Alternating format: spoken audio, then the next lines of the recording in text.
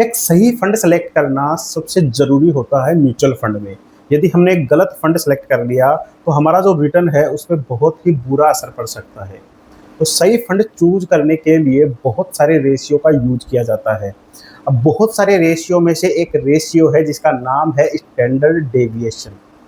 ये standard deviation एक best fund select करने में हमें काम आता है।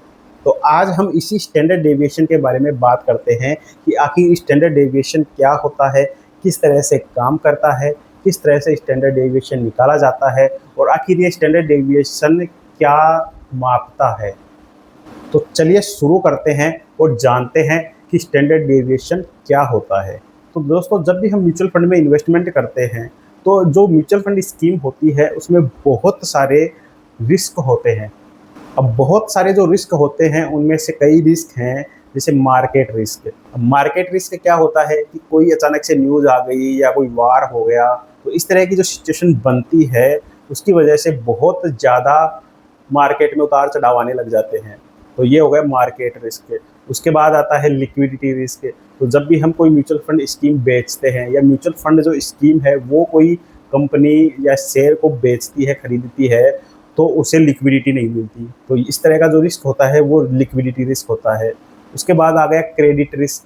तो जो क्रेडिट रिस्क होता है वो होता है कि जैसे किसी फंड ने बॉन्ड खरीद लिया, अब वो बॉन्ड डिफाल्टर हो गया, तो उसकी वजह से जो नुकसान है वो म्यूचुअल फंड कंपनी को भुगतना पड़ता है। तो इस तरह का जो रिस्क हो गया वो क्रेडिट रिस्क हो गया।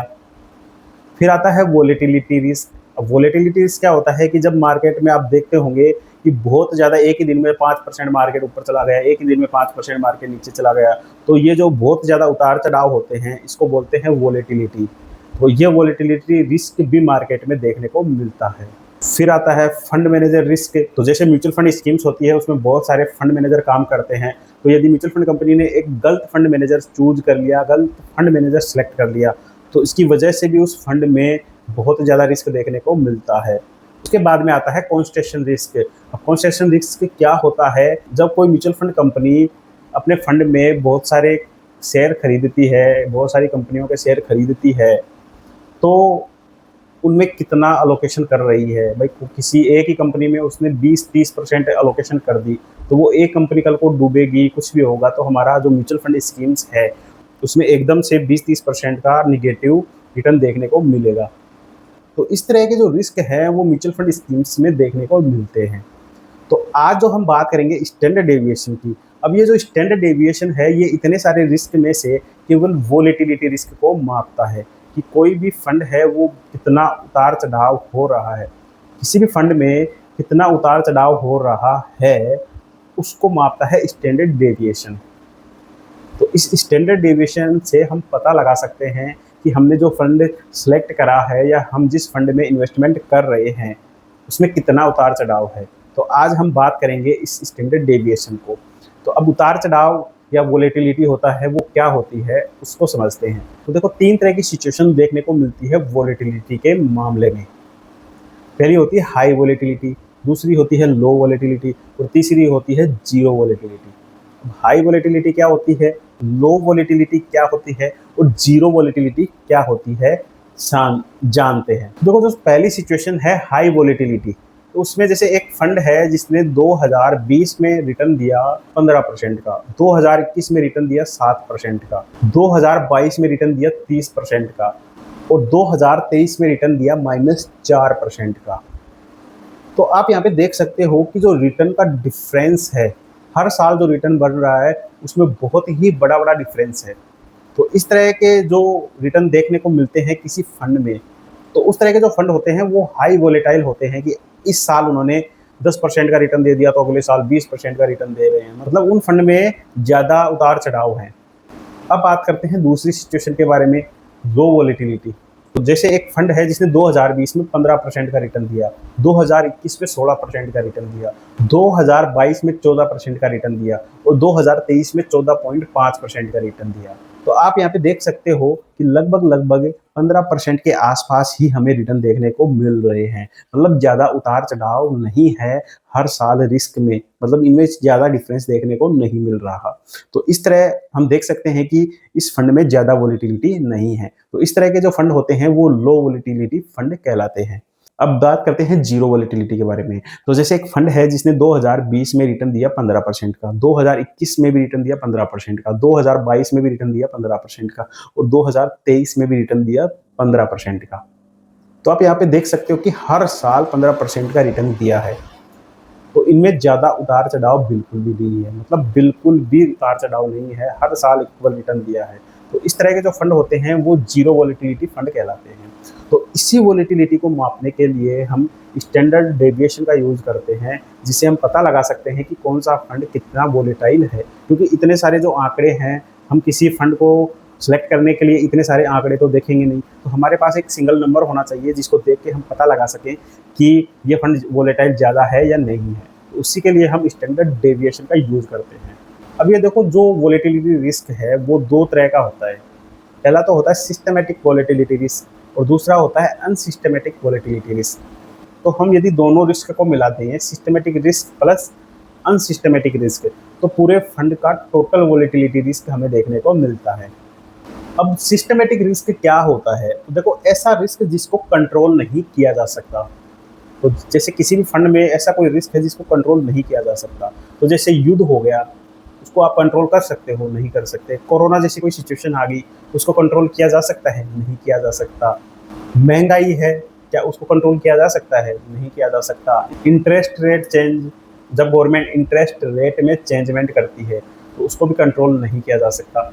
तो इस तरह की जो सिचुएशन मार्केट में हमें देखने को मिलती है, तो उस सिचुएशन में जो उस फंड में रिस्क देखने को मिलता है, उस तरह के जो रिस्क होते हैं उनको सिस्टमैटिक रिस्क बोला जाता है।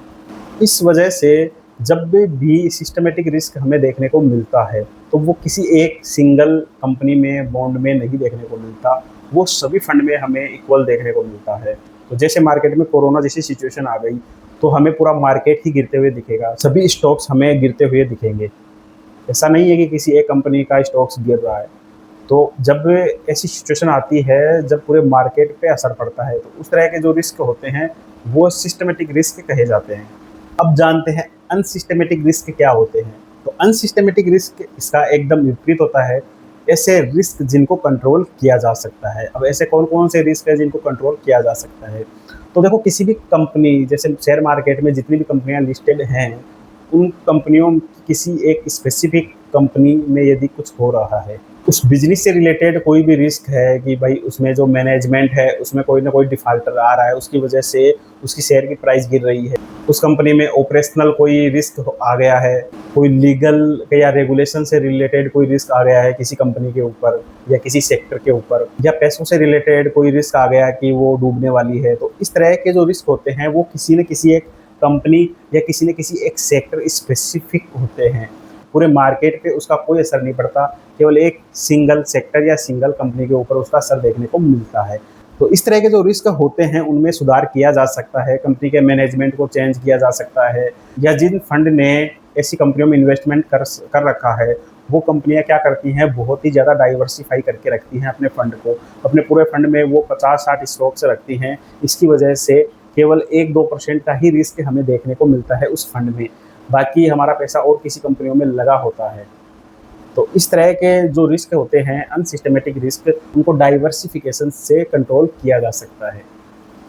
इसी वजह से ऐसे जो रिस्क हैं वो पूरे मार्केट में देखने को नहीं मिलते हैं, केवल एक कंपनी या सेक्टर में ही देखने को मिलते हैं। अब देखो, जो म्यूचुअल फंड कंपनी की जो स्कीम्स है, उसमें ये जो टोटल वोलेटिलिटी रिस्क है, मतलब सिस्टमैटिक रिस्क और अनसिस्टमैटिक रिस्क, इन दोनों रिस्क को जोड़ते हैं तो आता है टोटल वोलेटिलिटी रिस्क। तो इसी टोटल वोलेटिलिटी रिस्क को मापने के लिए स्टैंडर्ड डेविएशन का यूज किया जाता है। तो आप अच्छे से समझ गए होंगे। देखो, ये जो चीज़ है ना, स्टैंडर्ड डेविएशन, इसके बारे में जब मैंने पढ़ा था, जब मैंने बीटा पढ़ा, शार्प रेशियो पढ़ा, तो मुझे बहुत ही ज़्यादा कन्फ्यूज़न होने लग गई थी कि यार सबकी डेफ़िनेशन एक जैसी है, सब एक ही जैसी बातें कर रही हैं, तो यार इनमें डिफ़रेंस क्या है? तो मैंने बहुत ज़्यादा स्टडी करी इन चीज़ों के ऊपर, तब जाके मुझे पता चला कि हाँ, ये सब चीज़ें देखने को हमें मिलती हैं। तो देखो, जो स्टैंडर्ड डेविएशन है उसका यूज़ तब किया जाता है जब हमें फंड का टोटल वोलेटिलिटी रिस्क मापना हो। ये बात ध्यान रखना, ये बात लिख के रख लेना। तो अब बात करते हैं कि आखिर स्टैंडर्ड डेविएशन को यूज़ करने की ज़रूरत क्यों पड़ी? देखो, ये तो पता है कि वोलेटिलिटी मापने के लिए हमें इसकी ज़रूरत पड़ी। लेकिन क्या होता है कि जैसे 2 फंड में हम कंपैरिज़न कर रहे हैं, तो एक का स्टैंडर्ड डेविएशन ज़्यादा है, एक का स्टैंडर्ड डेविएशन कम है। तो पहले एक एग्ज़ाम्पल देख लेते हैं कि इसकी ज़रूरत क्यों पड़ी। तो देखो, 2 तरह के फंड हैं, फंड ए और फंड बी। अब फंड ए के रिटर्न आप देखना, फंड ए ने पहले साल में 15% का रिटर्न दिया, दूसरे साल में 16% का रिटर्न दिया, तीसरे साल में 14% का रिटर्न दिया, चौथे साल में 13% का रिटर्न दिया और 5वें साल में 17% का रिटर्न दिया। यदि आप इसका एवरेज रिटर्न निकालोगे तो आपके सामने आएगा 15% का रिटर्न। अब बात करते हैं फंड बी की। अब फंड बी को आप देखोगे तो फंड बी ने पहले साल में 8% का रिटर्न दिया, दूसरे साल में 7% का रिटर्न दिया, तीसरे साल में 10% का रिटर्न दिया, चौथे साल में 30% का रिटर्न दिया और 5वें साल में 20% का रिटर्न दिया। जब इनका भी आप एवरेज निकालोगे तो आपके सामने आएगा 15% का रिटर्न। तो जब आप ऐसे ही किसी 2 फंड को सेलेक्ट करोगे जिनका एवरेज रिटर्न 15% है, तो आपको लगेगा कि शायद इनका स्टैंडर्ड डेविएशन भी सेम ही होगा। तो ऐसा नहीं होता है। किसी फंड का एवरेज रिटर्न यदि 15% है तो ये ज़रूरी नहीं है कि उसका स्टैंडर्ड डेविएशन भी सेम हो। तो इसी कन्फ्यूजन को दूर करने के लिए स्टैंडर्ड डेविएशन को यूज़ किया जाता है। क्योंकि आप देख सकते हो कि फंड ए में ज़्यादा उतार-चढ़ाव नहीं है, जबकि फंड बी में ज़्यादा उतार-चढ़ाव है। लेकिन दोनों का जो एवरेज रिटर्न है वो 15% ही है। तो अब बात करते हैं स्टैंडर्ड डेविएशन कैसे निकालते हैं, किस तरह से यूज़ करते हैं। तो फंड ए का हम स्टैंडर्ड डेविएशन निकालते हैं सबसे पहले। तो आप अच्छे से देख सकते हो कि फंड ए में जो रिटर्न है वो लगभग 15% के आसपास ही, मतलब एवरेज के आसपास ही रिटर्न देखने को मिल रहा है। लेकिन फंड बी में यदि हम देखें तो 15% एवरेज रिटर्न है, लेकिन इस 15% से बहुत दूर-दूर हमें रिटर्न देखने को मिल रहे हैं। तो अब बात करते हैं कि स्टैंडर्ड डेविएशन को क्यों यूज़ किया जाता है। तो इसी गैप को, जो इतना बड़ा-बड़ा डिफरेंस हमें देखने को मिल रहा है, इसी गैप को मापने के लिए हम स्टैंडर्ड डेविएशन को यूज़ करते हैं। तो देखो, जो स्टैंडर्ड डेविएशन निकालने का जो फॉर्मूला होता है वो होता है under root sigma xi minus mu का होल स्क्वायर अपॉन n। अब यहाँ पे जो n है वो नंबर ऑफ ईयर है, i जो है वो नंबर ऑफ रिटर्न है, x है वो रिटर्न है और म्यू है वो एवरेज रिटर्न है। तो जब ये कैलकुलेशन हम करते हैं तो फंड ए का जो स्टैंडर्ड डेविएशन हमें देखने को मिलता है वो है 1.41%। इसी तरह से बी का जो स्टैंडर्ड डेविएशन निकलता है वो है 8.81%। देखो, जब भी हम कोई स्टैंडर्ड डेविएशन निकाल लेते हैं तो वो स्टैंडर्ड डेविएशन 0 के जितना पास होगा उस फंड में उतनी ही कम वोलेटिलिटी मिलेगी। तो देखो, फंड ए का जो स्टैंडर्ड डेविएशन है वो है 1.41%, तो ये 0 के पास है। लेकिन दूसरे फंड में हम देखें तो उसकी जो स्टैंडर्ड डेविएशन है वो है 8.81%, जो कि 0 से बहुत दूर है। तो जब हम इन दोनों में हम कंपैरिजन करेंगे तो फंड ए में कम वोलेटिलिटी है फंड बी के मुकाबले।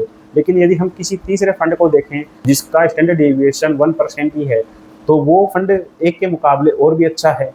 तो चलिए अब बात कर लेते हैं रेंज के बारे में। अब देखो, स्टैंडर्ड डेविएशन में एक रेंज को भी बहुत यूज किया जाता है। इससे आपको पता चलता है कि आपको जो अगले साल रिटर्न मिलने वाला है वो किस तरह का हो सकता है, उसकी क्या पिक्चर आपको देखने को मिल सकती है, उसकी क्या रेंज आपको देखने को मिलती है। तो देखो, जिसका स्टैंडर्ड डेविएशन, जैसे फंड ए है जिसका स्टैंडर्ड डेविएशन है 1.41% और फंड बी का जो स्टैंडर्ड डेविएशन है वो है 8.81% और जो दोनों का एवरेज रिटर्न है वो है 15% का। तो जब 15% एवरेज रिटर्न में से हम स्टैंडर्ड डेविएशन को माइनस करते हैं, मतलब 15% में से 1.41 माइनस करते हैं, तो हमारे पास जो डाटा आता है वो आता है 13.59% का। और जब इसी 15% में हम 1.41% जोड़ देते हैं तो हमारे पास जो डाटा आता है वो आता है 16.41% का। तो हमें एक रेंज मिल गई फंड ए के लिए 13.59% से लेकर 16.41% तक। तो ये रेंज है। तो ये जो फंड है अगले साल आपको इस रेंज के बीच में ही रिटर्न देता हुआ दिखेगा। या तो ये 13.59% का रिटर्न दे देगा या ये 16.41% का रिटर्न दे देगा। ये ही रेंज आपको देखने को मिलेगी। अब आते हैं फंड बी के बारे में, इसकी रेंज के बारे में बात करते हैं। तो देखो फंड बी का जो एवरेज रिटर्न है वो 15% है। अब इस 15% में से हम स्टैंडर्ड डेविएशन 8.81% माइनस करते हैं तो हमारे पास जो डाटा निकल कर आता है वो आता है 6.19%। और जब इसी 15% में हम 8.81% जोड़ देते हैं तो हमारे पास जो डाटा निकल कर आता है वो आता है 23.81%। तो हमारे पास एक रेंज आई है 6.19% से लेकर 23.81%। तो ये इतनी बड़ी रेंज है आपको देखने को मिल रही है। इस रेंज में आप देख सकते हो कि कितना डिफरेंस है। तो अगले साल 20 से जो रिटर्न मिल सकता है वो या तो आपको 6% के आसपास मिल सकता है या मैक्सिमम आपको 23% के आसपास मिल सकता है या आपको इसके बीच में मिल सकता है। तो आप देख सकते हो कि रेंज जितनी ज़्यादा बड़ी होती है उसमें हमें रिस्क भी ज़्यादा देखने को मिलता है। तो रेंज जितनी बड़ी होगी तो क्या होगा कि हमें यदि मैक्सिमम 23% का रिटर्न मिल रहा है, मतलब ज़्यादा रिटर्न मिलेगा, तो हमें कम रिटर्न मिलने के भी चांस ज़्यादा होते हैं। इसी तरह से जब रेंज छोटी होती है तो उसमें हमें रिटर्न कम मिलते हैं, तो हमें जो रिस्क है कम रिटर्न मिलने के वो भी कम होते हैं। तो आप अच्छे से जान सकते हो बड़ी रेंज का मतलब है हाई रिस्क हाई रिटर्न और छोटी रेंज का मतलब है लो रिस्क लो रिटर्न। अब आपके लिए किस तरह का फंड अच्छा है? स्टैंडर्ड डेविएशन कम हो वो फंड ज़्यादा अच्छा है, स्टैंडर्ड डेविएशन ज़्यादा हो वो फंड अच्छा है। ये डिपेंड करता है कि आप किस तरह के इन्वेस्टर हो, क्योंकि अलग अलग इन्वेस्टर के लिए अलग अलग स्टैंडर्ड डेविएशन होते हैं। तो आप जिस तरह के इन्वेस्टर हो आपके लिए कौन सा स्टैंडर्ड डेविएशन सही हो सकता है वो आपको खुद सेलेक्ट करना पड़ेगा। तो एक मोटा मोटा मैं बता देता हूँ कि किस तरह के इन्वेस्टर के लिए किस तरह का स्टैंडर्ड डेविएशन सही रहता है। तो देखो दो तरह की सिचुएशन है। पहली सिचुएशन में हम देखते हैं कि हमें दो तरह के इन्वेस्टर देखने को मिलते हैं। पहला हो गया एक रिस्क इन्वेस्टर और दूसरा हो गया एक सेफ इन्वेस्टर। तो यदि कोई रिस्क इन्वेस्टर है तो उसके लिए स्टैंडर्ड डेविएशन ज़्यादा ही अच्छा रहता है, क्योंकि वो रिस्क लेना चाहता है। क्योंकि जिसका ज़्यादा स्टैंडर्ड डेविएशन होगा उसमें हाई रिस्क और हाई रिटर्न होगा। तो जो रिस्क इन्वेस्टर होता है वो ज़्यादा रिटर्न पाने के लिए वो हाई रिस्क ले सकता है, क्योंकि वो रिस्क इन्वेस्टर है। लेकिन एक जो सेफ इन्वेस्टर है जो ज़्यादा रिस्क नहीं ले सकता, उसको कम स्टैंडर्ड डेविएशन का फंड सेलेक्ट करना चाहिए, क्योंकि low standard deviation equal to low range छोटी रेंज और लो रिस्क लो रिटर्न। तो जो सेफ इन्वेस्टर होता है वो ज़्यादा रिस्क लेना नहीं चाहता, तो जब ज़्यादा वो रिस्क नहीं लेगा तो उसको रिटर्न भी कम मिलेंगे। तो सेफ इन्वेस्टर के लिए स्टैंडर्ड डेविएशन कम हो वो फंड ही अच्छा है। अब दूसरी सिचुएशन एक और है। उसमें क्या होता है कि दो तरह के इन्वेस्टर हैं, एक है लॉन्ग टर्म इन्वेस्टर, एक है शॉर्ट टर्म इन्वेस्टर। अब लॉन्ग टर्म इन्वेस्टर क्या है? 10 साल 20 साल 30 साल के लिए इन्वेस्टमेंट करता है। अब जो वोलेटिलिटी है वो कुछ कम समय के लिए ही हमें देखने को मिलती है, लेकिन जब हम लॉन्ग टर्म में देखेंगे तो उस वोलेटिलिटी का कोई मतलब नहीं होता है। लॉन्ग टर्म में एक एवरेज CAGR रिटर्न जो मिलना है वो मिलता ही है। तो जो लॉन्ग टर्म इन्वेस्टर है उनके लिए हाई स्टैंडर्ड डेविएशन अच्छा है, लेकिन जो शॉर्ट टर्म इन्वेस्टर है जो 1 साल के लिए 2 साल के लिए इन्वेस्टमेंट कर रहे हैं उनके लिए फिर लो स्टैंडर्ड डेविएशन ही बेस्ट है। अब देखो डाउन साइड स्टैंडर्ड डेविएशन भी यूज में किया जाता है कि जब भी डाउन साइड मार्केट हो तो ये जो फंड है डाउन साइड में कितना गिर सकता है ये भी निकाला जाता है, इसका भी यूज किया जाता है। तो इसके बारे में हम पूरे कोर्स में बात करेंगे जब इस कोर्स को आप परचेज करोगे, क्योंकि ये कोर्स मैं बना रहा हूँ आपके लिए और इस कोर्स पे मैं काम कर रहा हूँ कि PDF फाइल बना रहा हूँ, इसकी PPT वगैरह तैयार कर रहा हूँ। तो ये कोर्स बनाने में मुझे समय लगेगा, तो बाकी की जो चीज़ें हैं इसके अंदर वो मैं कोर्स में आपको बताऊँगा। तो वेट करो आप इस कोर्स के लिए, जल्द ये कोर्स भी बन जाएगा। तो ये होता है स्टैंडर्ड डेविएशन। आपको अच्छे से पता चल गया होगा कि स्टैंडर्ड डेविएशन क्या चीज़ होती है, किस तरह से हमें फ़ंड सेलेक्ट करने में ये मदद करती है। तो चलिए चलते हैं। थैंक यू, धन्यवाद।